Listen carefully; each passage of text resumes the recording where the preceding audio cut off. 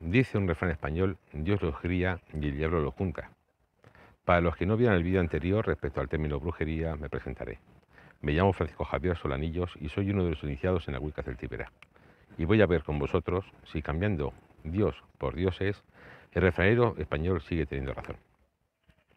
Si bien en la brujería se usa la magia, esta acontece a resultas de intervención divina. Tras complejos rituales religiosos en los que se solicita a los dioses y fuerzas de la naturaleza su intervención para lograr el fin deseado. A diferencia de la bruja, la hechicera no solicita o pide a las deidades su intervención, pues, al no ser implícitamente religiosa, al no servir a los dioses como sacerdotisa, no ruega a estos, ordena u obliga a estos a actuar en su beneficio.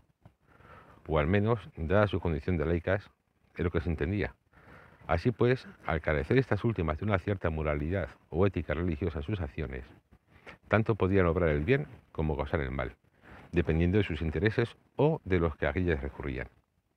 Este hecho es el que ocasionaba que las mirase la gente con recelo ya desde la antigüedad. Así Apuleyo nos narra en el Asno de Oro, en el año 170, las cualidades del ama de Frotis.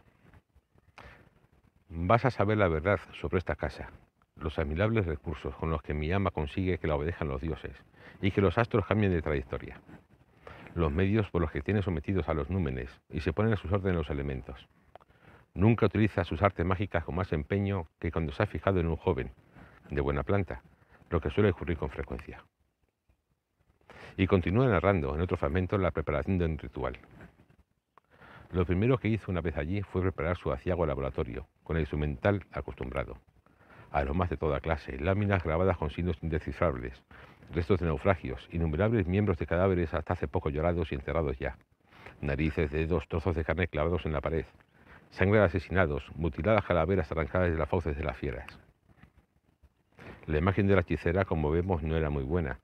Tanto es así que en Roma, en el año 331 antes de la era actual, 170 mujeres fueron condenadas acusadas de envenenadoras, y en el 186, también antes de la era actual, hubo otra persecución por los mismos motivos.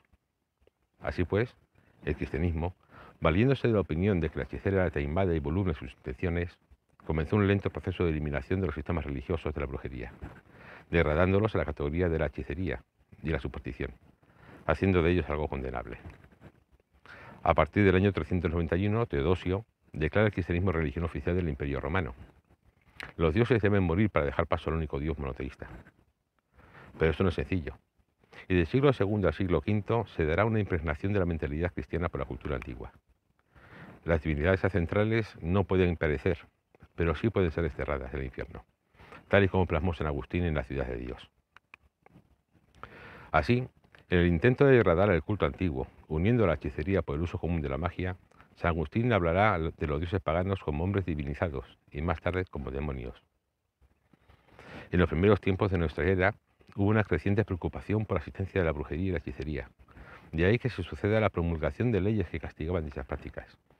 El sínodo del año 314 de Alcira, el de 375 de la Diocea, el concilio visigodo de Agde del 506, los sínodos franceses de los años 511, 533, 541, 573, 603, el de Toledo del 693. Todo ello impone una realidad jurídica cada vez más severa respecto a lo que tiene que ver con la magia y la brujería. En la España visigoda, en el libro VI del título segundo del Fuero Juzgo, condenaba las prácticas mágicas y leyes de este cariz. Serían promovidas por los emperadores cristianos, los reyes visigodos y ostrogodos en sus territorios por Alemania, Inglaterra o Hungría. Carlomagno, hacia el año 775, prohibió la astrología, los augurios, las predicciones de porvenir y la interpretación de los sueños. Desde pronto existen dos corrientes de pensamiento. La primera critica a los que creen que existen personas capaces de realizar tales hechos, uno de cuyos representantes es Agobardo, arzobispo de Lyon. La segunda apoya la creencia en los portentos de los hechiceros, capaces de realizar maravillas por la intervención diabólica. Estas son las ideas de los prelados reunidos en el París, en el concilio del año 829. De este modo, la sociedad se debatía entre la fe de las masas paganas o la de las ya cristianas. En el Alto Medioevo, el paganismo se sigue identificando con la magia, está con los demonios, y puesto que la magia y demonios llevan a la hechicería, pues ésta necesita de la acción de los demonios, se forma un totum revolutum.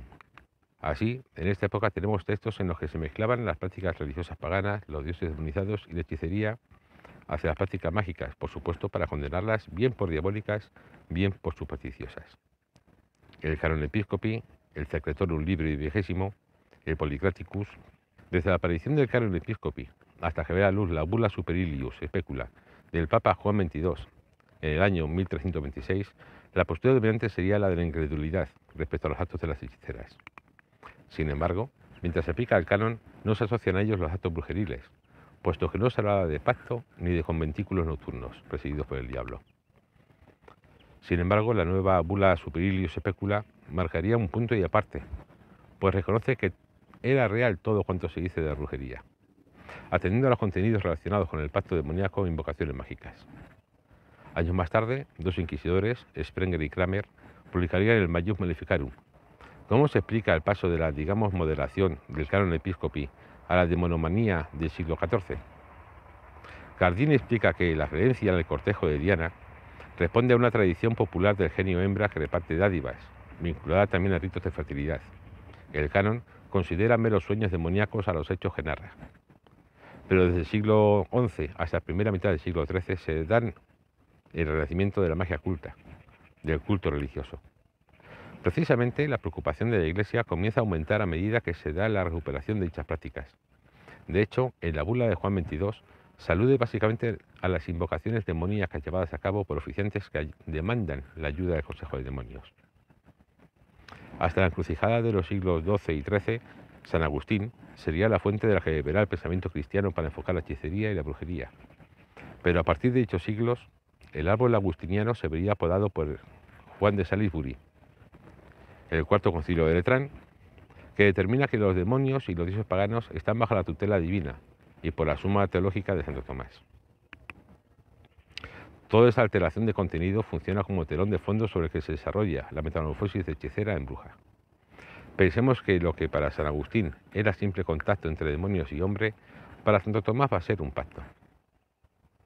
En el siglo XIII el demonio aparecerá relacionado con todas las prácticas supersticiosas. Entre los siglos XII y XIII existe una necesidad de distinción entre magia blanca y magia negra, pero ya en el siglo XIII los teólogos dirán que la magia blanca no existe. Muchas figuras se interesarán por definir la magia y sus tipologías en el siglo XII, como Hugo de San Víctor en su Didascalión, Pedro Abelardo en su Ética, Graciano en los Decretos y Juan de Salisbury en el Polycraticus. En el siglo XIII destacarán San Alberto Magno con Commentarium Evangelium Vitae y sus Sententiae, y Santo Tomás de Aquino con su Suma de Teología. El poder del hombre, su naturaleza, está sujeto a leyes, y si se transgreden, solo puede ser obra del diablo. Y así, dentro de los entuertos en los que se mezclaba la hechicería y la brujería, con el fin de encontrar la mejor forma de erradicar ambas, llega en el 1376 el Inquisidor General de Aragón, Nicolás Eymerich, con su Directorium Inquisitorum. En él, al igual que definió cuáles eran las prácticas de herejía, es decir, de la brujería, también dejó constancia de que la hechicería era distinta de la herejía. Decía: los hechiceros y adivinos son procesados por el Santo Oficio cuando en sus encantos hacen cosas que rocen con la herejía, como bautizar segunda vez a las criaturas, adorar una calavera, etc. Mas, si se ciñeren a adivinar los futuros contingentes por la quiromancia, o rayas de la mano, o por el juego de dados o el aspecto de los astros, que son meras hechicerías, serán juzgados por los tribunales seglares.